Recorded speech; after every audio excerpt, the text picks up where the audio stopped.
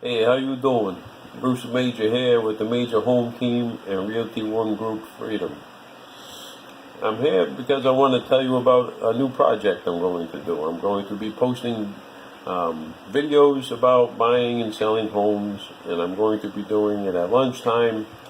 So I guess you can say that I will be lunchtime with the Yankee Realtor. Okay.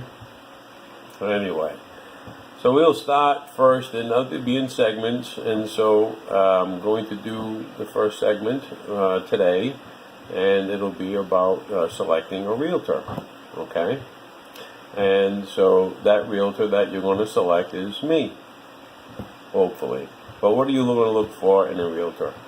Well, first of all, you want to find a realtor that you're going to feel will always be fair and honest with you.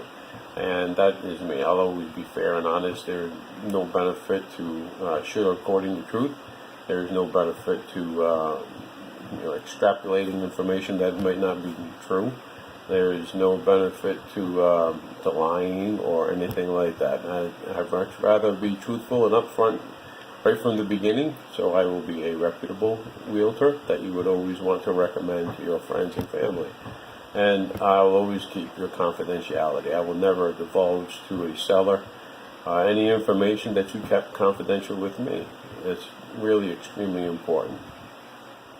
In addition to that, when we go out and find a house, as a realtor, I will always give you my advice. And my advice is always based on my experience. And I've had over 4 years of experience in buying and selling homes in the upstate area. And I got a pretty good feel for the market.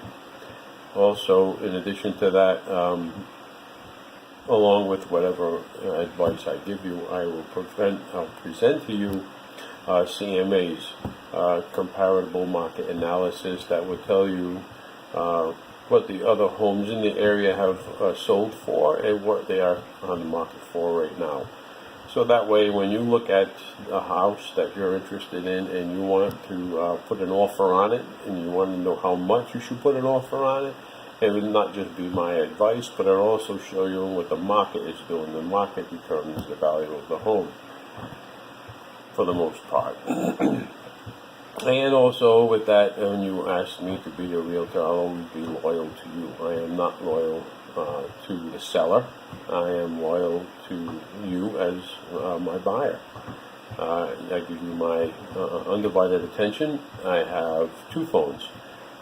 One phone is my personal phone, and the other phone is my business phone. And the reason for that is I will give you all of my attention, and if my business phone rings, I can hand it off to my wife, who is my partner, or I can not get on the phone while I'm talking to you.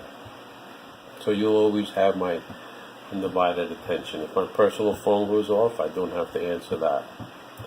I know that may sound like a big deal, but a lot of people, if they're doing business and they're in there talking to their buyer and they're in the middle of discussions or something and the phone goes off, I've seen it happen many times where the agent will pick up the phone and start answering phones, and I'm like, you can't do that. You got to stay focused on and be loyal and focused on that particular buyer at that time. So that's what I will do. Also, I'll always put your interest first. When you sign with me as being your buyer agent, I work for you. I am paid for by the seller, however, I work for you, and I always put your interest first and what you want in your home and how much you're willing to pay.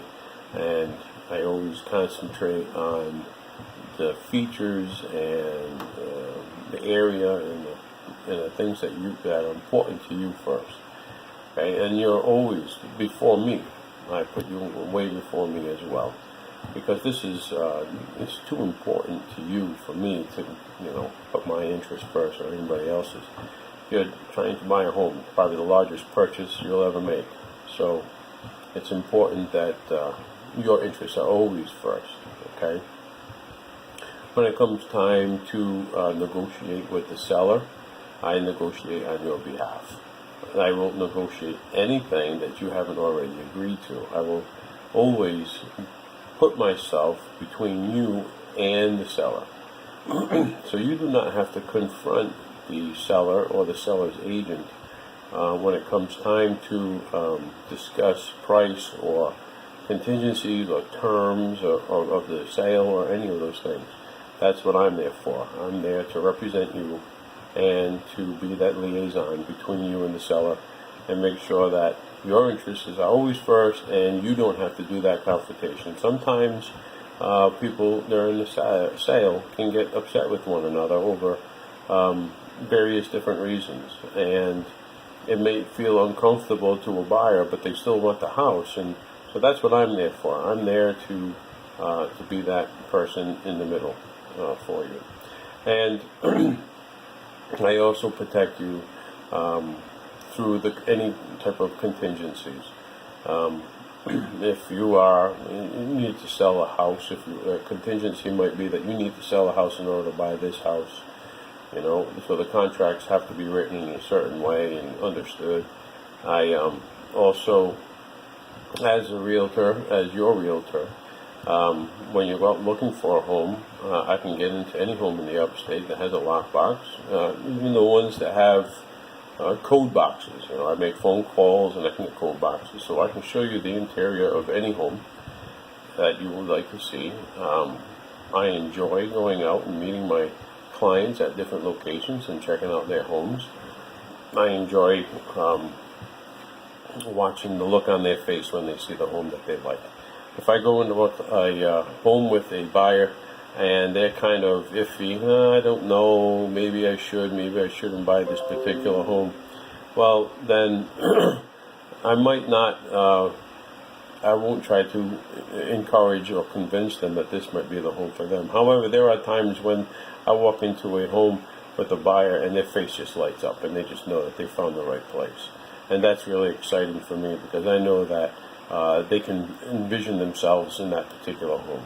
So I try to find that. That's what I'm looking for when I'm looking for a home that's going to have my buyers light up when they walk in and think, yeah, I can definitely do this, So in addition to that, there are a lot of paperwork throughout the contract process. There's a lot of negotiations back and forth with phone calls. There are procedure for inspections, home inspections, which I recommend every buyer does, so you know what you're buying. There are termite inspections or wood burring insect inspections, and also they go into crawl spaces and they make sure that there's no moisture content and so forth and so on. Then there's the appraisal, and I work hand in hand with your lender, and I could discuss with them your loan product that you're using in order to buy this home, and also time frame and when things will come through, when the appraisal will come through, when your funds, your approval is done. Many things that the real estate agent does in the process. So I help you find the home. I can get into any home in the upstate. I'm always loyal to you. I help you through the contracting and the offering process and signing the contract, and I help and I work hand in hand with your lenders to get you to the closing table, and I'm always there at a closing table. I can't think of a reason or a time that I have not been there with my buyers when they close. I always like to be there because it's a very exciting it's a celebration. You're buying a great home. Okay, so this is segment 1 of buying a home, and that's finding a real estate agent. And also my next segment I plan on doing, I mentioned lenders. So if you are looking to buy a home, you find yourself an agent that you trust, an agent that you can, keep your, can work with, someone that you like, someone that you trust. And then after that, you need to make sure that you spoke with a lender. Now, you can do that before you find the agent. That's fine. But if you haven't yet, then it's time to speak with the lender, because before you go out shopping, you need to know how much money you can spend. So tomorrow, I'd like to introduce the lending portion of buying a home.